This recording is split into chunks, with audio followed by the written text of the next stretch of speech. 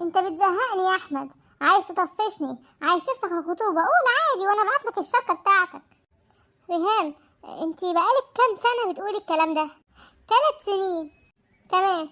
عمليا اي واحد في الدنيا عايز يطفش واحدة ما بيحتاجش اكتر من 3 شهور، ولو هو خايب قوي بياخد 6 شهور.